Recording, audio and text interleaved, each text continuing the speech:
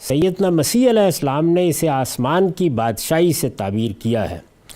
قرآن میں اس کے لیے روضہ، فردوس، روضہ چمن، فردوس باغ، جنت النعیم نعمت کا باغ، جنت الخلد بقائے دوام کا باغ، جنات و عدن ہمیشہ رہنے کے باغ، اور اس طرح کے بعض دوسرے نام بھی آئے ہیں۔ یعنی ایک ہی نام نہیں ہے، کہیں جنت کا لفظ آ گیا ہے، کہیں روضہ کا لفظ آ گیا ہے، کہیں فردوس کا لفظ آ گیا ہے، کہیں جنت النعیم کا لفظ آ گیا ہے، اور کہیں جنات و عدن کی تعبیر اختیار کی گئی ہے۔ یہ مختلف تعبیریں، مختلف نام ہیں جو جنت کے لیے قرآن مجید نے اختیار کیے ہیں۔ عام زبان میں ہم جنت، فردوس، بہشت یہی الفاظ استعمال کرتے ہیں۔ معاف کیجیے۔ اس کی وسعت پوری کائنات کی وسعت ہے، یہ بھی قرآن نے خود واضح کر دیا ہے، اس حوالہ بھی میں نے نیچے دے دیا ہے۔ یعنی جو دنیا بنائی جائے گی، وہ اس وقت جو کائنات بنی ہوئی ہے، اس وقت تو یہ کہ اس میں ایک سیارہ جس کو ہم زمین یا ارض کہتے ہیں، جو ذرے کے برابر بھی نہیں ہے، اگر کائنات کے حوالے سے دیکھا جائے اس پر زندگی ہے، یعنی اس پر ایک تہذیب وجود میں آ رہی ہے، اس پر انسان کا اقتدار ہے۔ اس زمین کو ایک ایسی زمین میں بدل دیا جائے گا جس کے بارے میں قرآن نے کہا ہے کہ ارضھا کارض السماوات والارض، یعنی گویا پوری کائنات انسان کی اور جنات کی اقامت کا بن جائے گی، ابدی اقامت کا۔ اس کی وسعت پوری کائنات کی وسعت ہے۔ یہ عیش دوام کی جگہ ہے، یعنی ہمیشہ کی زندگی، عربی زبان کے لحاظ سے یہ لفظ استعمال ہوا ہے۔ اس حیات دنیوی کے برخلاف، یعنی اس دنیا کی زندگی کو بھی اللہ ہی نے بنایا ہے، لیکن اس میں بہت سے نقائص رکھ دیے ہیں۔ کیوں؟ اس لیے کہ یہ امتحان کے لیے بنائی گئی ہے۔ اس حیات دنیوی کے برخلاف اس میں زندگی کے، اس میں یعنی جنت کی زندگی میں، عیش دوام کی زندگی میں، اس حیات دنیوی کے برخلاف اس میں زندگی کے ساتھ موت، لذت کے ساتھ الم، خوشی کے ساتھ غم، اطمینان کے ساتھ اضطراب، راحت کے ساتھ تکلیف، اور نعمت کے ساتھ نقمت کا کوئی تصور نہیں۔ یعنی دنیا کی زندگی میں تو یہ زوجین ہے، اگر کہیں پہ خوشی ہے تو ساتھ ہی غم بھی ہوگا، اطمینان کے چند دن آ جائیں گے تو اضطراب بھی دروازے پر دستک دے رہا ہوگا۔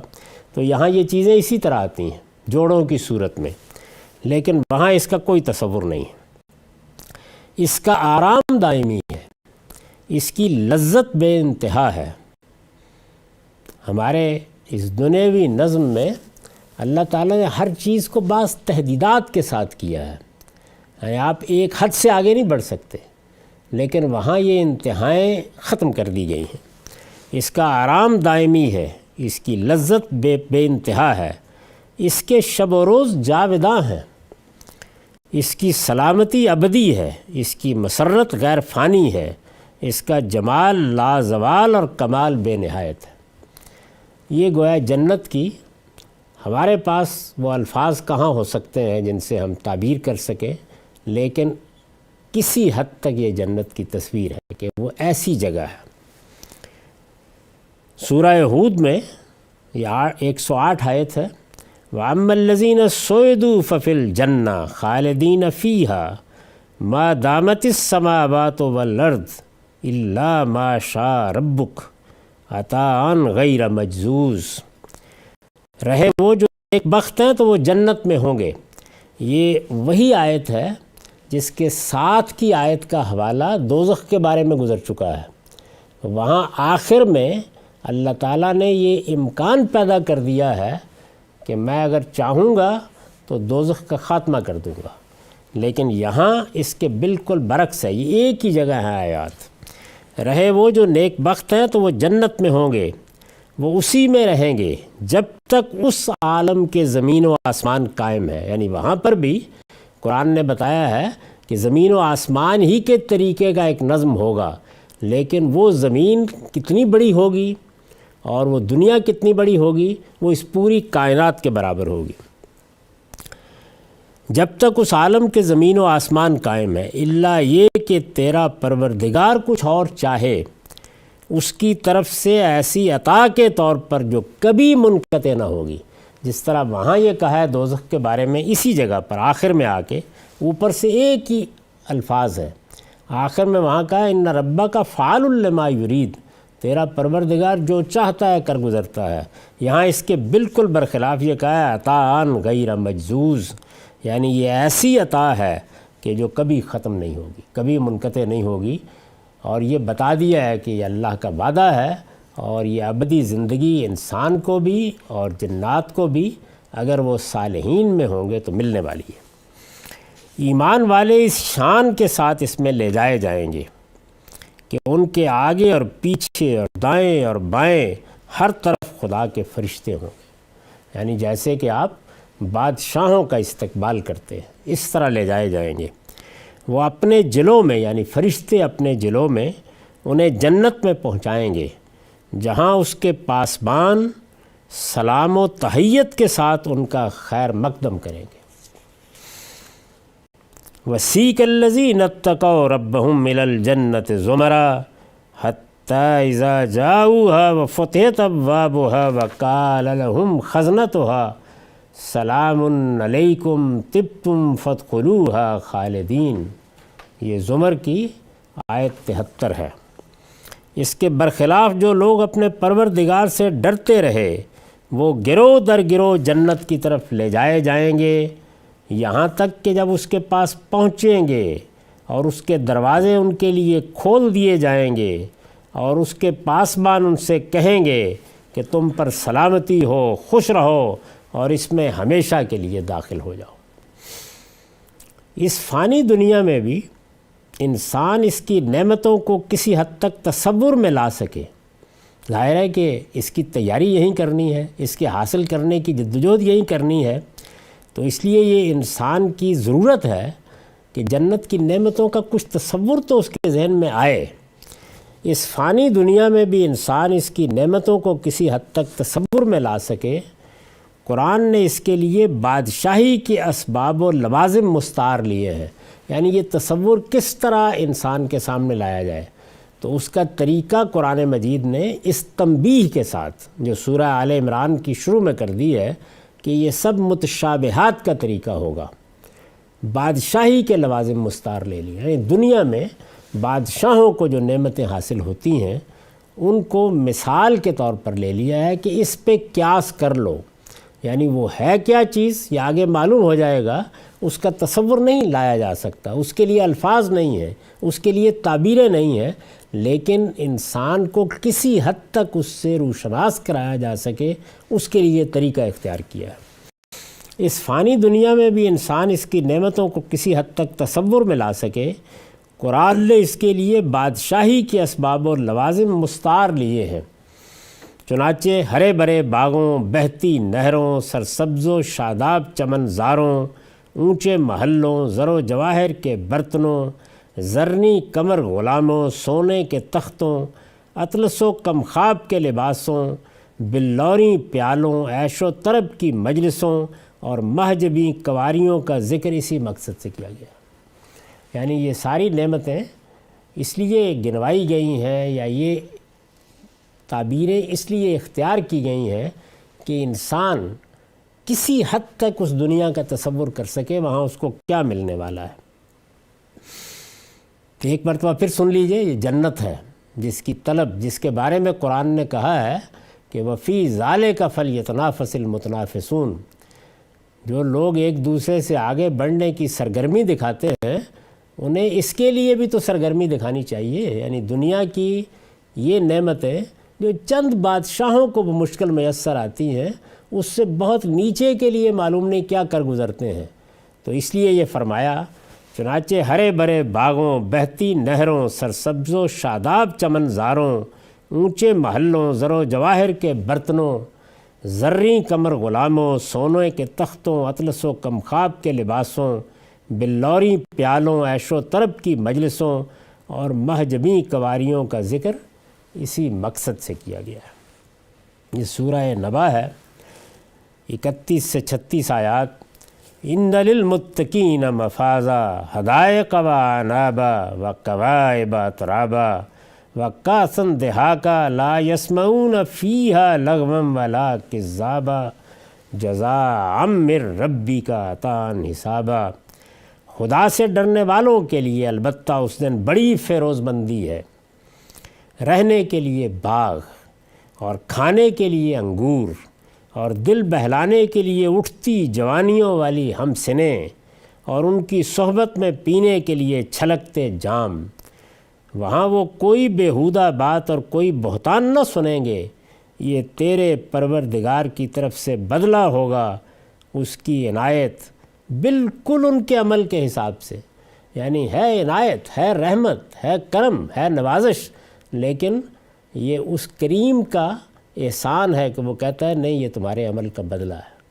تو یہ فرمایا کہ یہ وہاں ہوگا۔ اس کے بعد سورہ دہر کی 11 سے 12 آیات ہیں۔ فَوَقَاهُمُ اللَّهُ شَرَّ ذَلِكَ الْيَوْمِ وَلَقَّاهُمْ نَضْرَةً وَسُرُورًا وَجَزَاهُمْ بِمَا صَبَرُوا جَنَّةً وَحَرِيرًا مُتَّكِئِينَ فِيهَا عَلَى الْأَرَائِكِ لَا يَرَوْنَ فِيهَا شَمْسًا وَلَا زَمْهَرِيرًا وَدَانِيَةً عَلَيْهِمْ ظِلَالُهَا وَذُلِّلَتْ قُطُوفُهَا تَذْلِيلًا وَيُطَافُ عَلَيْهِمْ بِآنِيَةٍ مِّن فِضَّةٍ وَأَكْوَابٍ كَانَتْ قَوَارِيرَ مِن فِضَّةٍ قَدَّرُوهَا تَقْدِيرًا وَيُسْقَوْنَ فِيهَا كَأْسًا كَانَ مِزَاجُهَا زَنجَبِيلًا عَيْنًا فِيهَا تُسَمَّىٰ سَلْسَبِيلًا وَيَطُوفُ عَلَيْهِمْ وِلْدَانٌ مُّخَلَّدُونَ اذا رأيتهم حسبتهم لؤلؤا منثورا واذا رأيت ثم رأيت نعيما وملكا كبيرا عاليهم ثياب سندس خضر واستبرق وحلوا أساور من فضة وسقاهم ربهم شرابا طهورا ان هذا كان لكم جزاء وكان سعيكم مشكورا۔ سو اللہ نے انہیں اس دن کی مصیبت سے بچا لیا اور کیا کیا، اور انہیں تازگی اور سرور سے لا ملایا، اور ان کے صبر کے بدلے میں، یہاں بھی دیکھیے کیا عنایت ہے، کیا کرم ہے، کیا نوازش ہے کہ انہوں نے دنیا میں صبر اختیار کیا۔ یہ بڑی جامع تعبیر ہے۔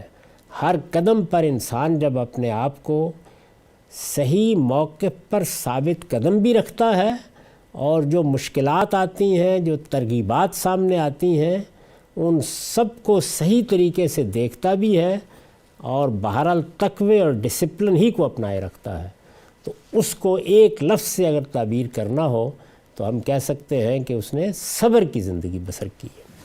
سو اللہ نے انہیں اس دن کی مصیبت سے بچا لیا اور انہیں تازگی اور سرور سے لا ملایا، اور ان کے صبر کے بدلے میں انہیں رہنے کے لیے باغ اور پہننے کے لیے ریشمی پوشاک عطا فرمائی۔ یہ سب وہی تعبیریں ہیں کہ جو عام طور پر بادشاہوں کی زندگی سے مستعار لی گئی ہیں۔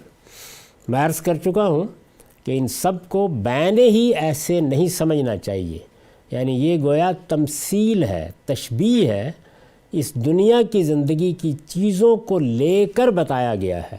اور یہ بات میں اپنی طرف سے نہیں کہہ رہا، سورہ آل عمران میں اللہ تعالیٰ نے تنبیہ کی ہے کہ اس عالم کی کوئی چیز بھی چونکہ اپنے لیے الفاظ نہیں رکھتی، یعنی اللہ کے ہاں تو وہ الفاظ موجود ہیں لیکن وہ ہمارے لیے قابل فہم نہیں ہے، تو اللہ تعالیٰ نے تشبیہ کا طریقہ اختیار کیا ہے جنت کو بیان کرنے کے لیے۔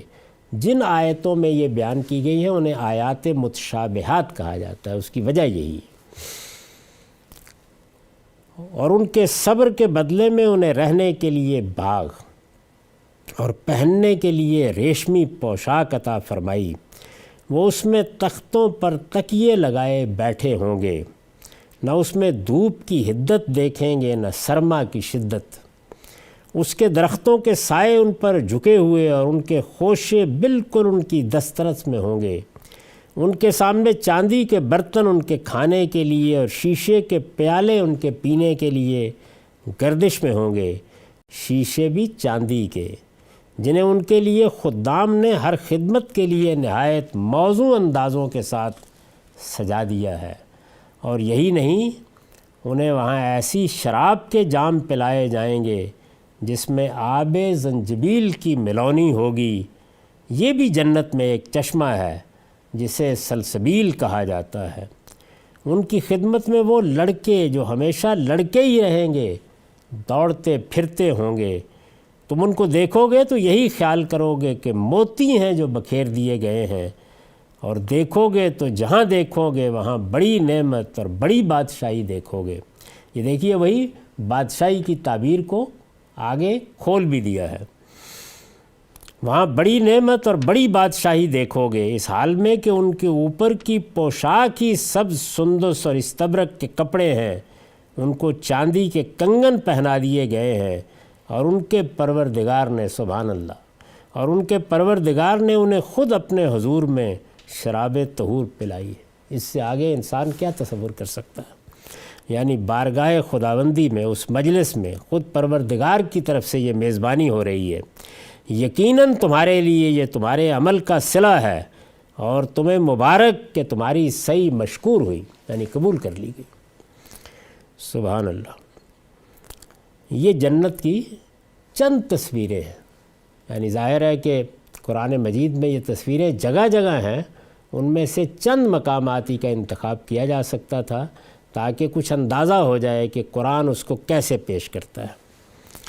اسی طرح فرمایا ہے کہ جنت کے لوگ جو چاہیں گے ملے گا، یعنی یہ تو گویا ایک تصویر ہے، اس کے ساتھ یہ وضاحت کر دی گئی ہے کہ لکم فیہا ما تشتہی انفسکم، جو چاہو گے ملے گا۔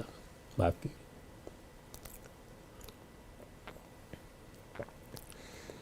اسی طرح فرمایا ہے کہ جنت کے لوگ جو چاہیں گے ملے گا۔ اس سب کے حوالے میں نے نیچے اس کتاب میں دے دیے ہیں۔ جو مانگیں گے پائیں گے، ان کے سینے حسد اور کینے اور بغض سے پاک کر دیے جائیں گے۔ یہ اندازہ کر لیجئے کہ دنیا کی زندگی میں یہ چیزیں جو انسان کے اندر پیدا ہو جاتی ہیں، وہ اس کے پروردگار کو کتنی زیادہ مبعوث ہیں، یعنی وہ اپنی جنت میں سینوں کو ان سے پاک کر دے گا۔ وہ زندگی جنت کی کیا زندگی ہوئی کہ جس میں یہ سب نعمتیں تو ہوں لیکن اندر کی جلنی میں انسان کڑ کڑ کے مر رہا ہو، تو ان سب چیزوں سے پاک کر دے گا۔ ان کے سینے حسد اور کینے اور بغض سے پاک کر دیے جائیں گے۔ وہ بھائیوں کی طرح تختوں پر آمنے سامنے بیٹھے ہوں گے، یعنی محبت، مودت، تعلق خاطر، اعتماد، کوئی گلہ نہیں، کوئی شکایت نہیں، ان کے سینوں کو ان چیزوں سے پاک کر دیا جائے گا۔ وہ بھائیوں کی طرح تختوں پر آمنے سامنے بیٹھے ہوں گے۔ ان میں سے ایک ایک لفظ قرآن مجید سے لیا گیا ہے اور اس کے حوالے دے دیے گئے ہیں۔ وہ بھائیوں کی طرح تختوں پر آمنے سامنے بیٹھے ہوں گے، نہ وہاں سے نکالے جائیں گے، نہ کبھی اکتا کر نکلنا چاہیں گے۔ یہ بھی ہوتا ہے نا کہ انسان خیال کرتا ہے کہ اچھا ایسی نعمتیں ہوں گی تو اکتا نہیں جائیں گے، اس لیے کہ دنیا میں تو یہ چیز ہے۔ تو فرمایا نہیں، جس پروردگار نے یہ عارضی دنیا بنا کر اس میں اتنی کشش پیدا کر دی ہے، وہ جب اس کو بنائے گا اور پھر تمہیں بھی نئے سرے سے بنائے گا تو اس میں کیا چیزیں پیدا ہو جائیں گی۔ نہ وہاں سے نکالے جائیں گے، نہ کبھی اکتا کر نکلنا چاہیں گے، اور نہ کسی آزار میں مبتلا ہوں گے۔ یا بیماریاں ہیں، تکلیفیں ہیں، بڑھاپا ہے، نشیب فراز، اور نہ کسی آزار میں مبتلا ہوں گے۔ اس کی نعمتیں ہر دفعہ نئے حسن، نئی لذت اور نئے ذائقے کے ساتھ سامنے آئیں گی۔ یعنی یہ بھی نہیں کہ بس آپ نے ایک مرتبہ انگور کھا لیے ہیں تو ویسے ہی دوبارہ ہوں گے۔ ہر مرتبہ اس کی نعمتیں ہر دفعہ نئے حسن، نئی لذت اور نئے ذائقے کے ساتھ سامنے آئیں گی۔ ایک ہی پھل جب بار بار کھانے کے لیے دیا جائے گا تو ہر مرتبہ لذت، حسن اور ذائقے کی ایک نئی دنیا اپنے ساتھ لے کر آئے گا۔ ہر طرف پاکیزگی، ہر طرف نزاہت، نہ ماضی کا کوئی پچھتاوا، نہ مستقبل کا کوئی اندیشہ۔ پھر سب سے بڑھ کر خدا کی رضوان، خدا کی رضامندی، خدا کی خوشنودی، پھر سب سے بڑھ کر خدا کی رضوان، اور اس کے جواب میں اس کے بندوں کی طرف سے حمد و ثنا کے زمزمے اور تسبیح و تہلیل کا سرود سرمدی، جس سے جنت کی فضائیں شب و روز معمور رہیں گی۔ یعنی اس وقت دنیا کی زندگی میں عبادات کا ایک نظم ہے جو قائم کیا گیا ہے۔ اس کائنات کا پروردگار اور پروردگار کی بارگاہ، اس کی خوشنودی اور رضامندی، اس کی بادشاہی میں جب ہوں گے تو اس موقع کے اوپر اس نظم کی ضرورت نہیں رہے گی، لیکن ادھر نعمتوں کی یہ فراوانی ہوں گی اور ادھر بندوں کا یہ رسپانس ہوگا کہ حمد و ثنا کے زمزمے ہر طرف سے، یعنی اللہ کی حمد، اللہ کی ثنا، اللہ کی تسبیح، یہی زبانوں پر کلمات ہوں گے، اور تسبیح و تہلیل کا سرود سرمدی، جس سے جنت کی فضائیں شب و روز معمور رہیں گی۔ جب کوئی آدمی داخل ہوگا تو یہی نغمے ہوں گے جو انسانوں کی زبان پر ہوں گے، یہی سرود ہوگا جو ہر طرف سنا جائے گا۔ نبی صلی اللہ علیہ وسلم نے، یہ اب تک قرآن تھا، نبی صلی اللہ علیہ وسلم نے مزید وضاحت کی ہے کہ جنت میں رہنے والے کھائیں گے اور پئیں گے، لیکن نہ تھوکیں گے، نہ بول و براز کی ضرورت محسوس کریں گے۔ یہاں تو ظاہر ہے کہ رفع حاجت کرنا پڑتی ہے، لیکن نہ تھوکیں گے، نہ بول و براز کی ضرورت محسوس کریں گے، نہ ناک سے رطوبت نکلے گی، نہ بلغم اور کھنکار جیسی چیزیں ہوں گی۔ یعنی رسول اللہ صلی اللہ علیہ وسلم نے حدیثوں میں ان جزیات تک بتایا ہے کہ وہ کیسی پاکیزہ جگہ بن جائے گی، کیسی ہر آزار سے پاک جگہ ہوگی، وہاں کے پسینے سے مشک کی خوشبو آئے گی، وہ ایسی نعمتوں میں رہیں گے کہ کبھی کوئی تکلیف نہ دیکھیں گے، نہ ان کے کپڑے بوسیدہ ہوں گے، نہ جوانی زائل ہوگی۔ ایک ایک چیز کو آپ دیکھیے کہ ایسے لگتا ہے کہ جیسے دنیا کی زندگی کو اسے سامنے رکھ کر اس کے برعکس بنایا گیا ہے۔ اللہ تعالیٰ نے یہ بتانے کے لیے اس دنیا میں انسان کو بھیجا کہ میں کن آزار کے ساتھ بھی تمہارے لیے راحت پیدا کرتا ہوں، اور امتحان کی اس زندگی سے جب تم گزرو گے تو وہاں یہ سب چیزیں کیسے ختم ہو جائیں گی۔ پھر سنیے اس کو، نبی صلی اللہ علیہ وسلم نے مزید وضاحت کی ہے کہ جنت میں رہنے والے کھائیں گے اور پئیں گے، لیکن نہ تھوکیں گے، نہ بول و براز کی ضرورت محسوس کریں گے۔ معمولی باتیں نہیں ہیں یہ، اپنی زندگی پر، اس کے نقائص پر، اس کے آزار پر نگاہ ڈال کے دیکھیے، چھوٹی چھوٹی چیزیں کیسی مصیبتیں یہاں بن جاتی ہیں، ان میں سے ایک ایک کو لے کر بتایا کہ سب ختم ہو جائیں گی۔ کھائیں گے اور پئیں گے، لیکن نہ تھوکیں گے، نہ بول و براز کی ضرورت محسوس کریں گے، نہ ناک سے رطوبت نکلے گی، نہ بلغم اور کھنکار جیسی چیزیں ہوں گی، وہاں کے پسینے سے مشک کی خوشبو آئے گی، وہ ایسی نعمتوں میں رہیں گے کہ کبھی کوئی تکلیف نہ دیکھیں گے، نہ ان کے کپڑے بوسیدہ ہوں گے، نہ جوانی زائل ہوگی۔ شاید انسان کی جو سب سے بڑی خواہش ہو سکتی ہے وہ یہی ہے، یعنی اس کو جو بہترین زمانہ دیا جاتا ہے یہاں، شباب کا زمانہ، اسی کو مستقل کر دیا جائے گا۔ اور یہ بھی محض تشبیہ ہے، یعنی یہاں پر جو جوانی کا زمانہ ہے اس میں چونکہ انسان اپنے عروج پر ہوتا ہے اور عام طور پر سب آزار سے بھی بچا ہوا ہوتا ہے، اور اس کی قوت بھی اپنے کمال پر ہوتی ہے، اس کو مستعار لے لیا ہے۔ ورنہ یہاں کی جوانی اور جنت کی جوانی کا کیا تقابل، نہ ان کے کپڑے بوسیدہ ہوں گے، نہ جوانی زائل ہوگی۔ اس میں منادی پکارے گا، یعنی جب جنت میں لوگ داخل ہو جائیں گے تو ہر طرف سے آواز آئے گی کہ یہاں وہ صحت ہے جس کے ساتھ بیماری نہیں، وہ زندگی ہے جس کے ساتھ موت نہیں، وہ جوانی ہے جس کے ساتھ بڑھاپا نہیں، لوگوں کے چہرے اس میں چاند تاروں کی طرح چمک رہے ہوں گے، یعنی یہ حسن اور یہ جمال ہوگا۔ یہ تمام تصویریں ہمارے فہم کے لحاظ سے ہیں، یعنی ان کو بھی جنت کی حتمی تصویریں نہیں کہا جا سکتا، وہ اس سے کہیں زیادہ بلند ہوگی، کہیں زیادہ کمال اس میں ظہور پذیر ہوگا۔ اللہ کی نعمتوں کی معلوم نہیں کیا صورت پیش آنے والی ہے، لیکن یہ ہمارے فہم کے لحاظ سے ایک تصویر ہمارے سامنے رکھ دی گئی ہے۔ یہ تمام تصویریں ہمارے فہم کے لحاظ سے ہیں، ورنہ حقیقت کیا ہے؟ اس کی بہترین تعبیر وہی ہے جو رسول اللہ صلی اللہ علیہ وسلم نے اختیار فرمائی ہے۔ یعنی ایک موقع کے اوپر رسول اللہ نے اس کی تصویر کھینچی ہے، تو میرے نزدیک وہ بہترین تعبیر ہے۔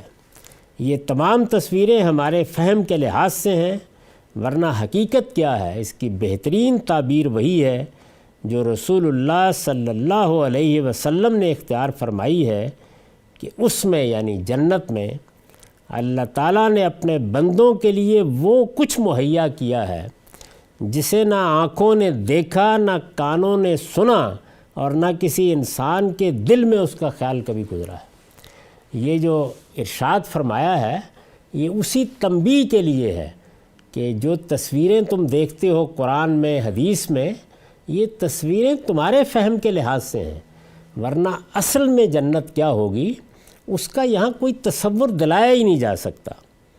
یہی اسلوب قرآن میں بھی ہے، یعنی رسالت میں آپ صلی اللہ علیہ وسلم نے یہ تعبیر اختیار کی، قرآن میں بھی یہی اسلوب ہے۔ سورہ سجدہ کی آیت 17 ہے، فَلَا تَعْلَمُ نَفْسٌ مَّا أُخْفِيَ لَهُم مِّن قُرَّةِ أَعْيُنٍ جَزَاءً بِمَا كَانُوا يَعْمَلُونَ۔ سو کسی کو پتہ نہیں کہ ان کے اعمال کے صلے میں ان کے لیے آنکھوں کی کیا ٹھنڈک چھپا رکھی گئی ہے، یعنی وہ کیا چیز ہے، اس میں کیا ملنے والا ہے، وہ نعمت وہ سراسر نعمت کس طرح ظہور پذیر ہوگی کوئی نہیں جانتا۔ خلاصہ وہی ہے کہ نہ اس میں ماضی کا کوئی پچھتاوا، نہ مستقبل کا کوئی اندیشہ، تم جو چاہو گے، جو مانگو گے وہاں دے دیا جائے گا۔ اقول قولی ھذا واستغفر اللہ لی ولکم ولسائر المسلمین۔